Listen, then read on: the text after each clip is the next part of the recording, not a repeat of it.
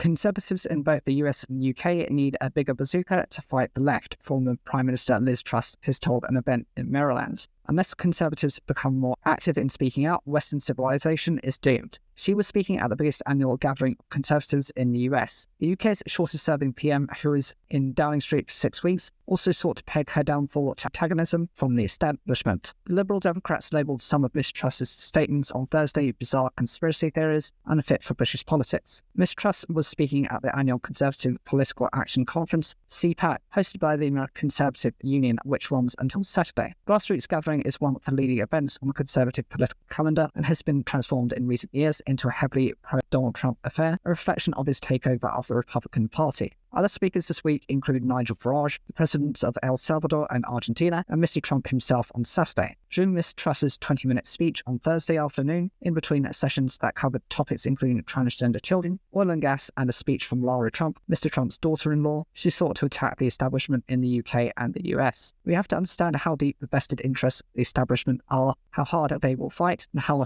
unfairly they will fight in order to get their way, she said. And that is what I learned from my time as a government minister and my time in NUP 10. The West has been run by the left for too long and it's been a complete disaster. In Britain, we are one of the few countries that still have a Conservative government. Despite that, she said Conservatives had to challenge the system itself, saying it's not even enough to get the position of power that you need to deliver those policies, because Conservatives are now operating in a hostile environment. We essentially need a bigger bazooka in order to be able to deliver. And she accused people on left politics of weaponizing our court system and pushing their woke agenda through our schools. She said because of people on the left, the West has been seen as weak, which had helped with what she called enemies, countries such as Russia, Iran, and China. We've enabled Putin by not taking action early enough when he could have been stopped. During her 45 days in office, Ms. Truss was remembered for announcing a series of economic measures widely blamed for reducing the value of the pound and panicking financial markets. She addressed her short tenure as Prime Minister during the speech, saying she had faced the most almighty backlash for those Conservative policies I tried to put in place. She said from the usual suspects in the corporate world, but also from people who were meant to work for the government. The OBR, the Bank of England, and even President Biden intervened to have a go at my policies. Can you imagine being attacked on your economic policies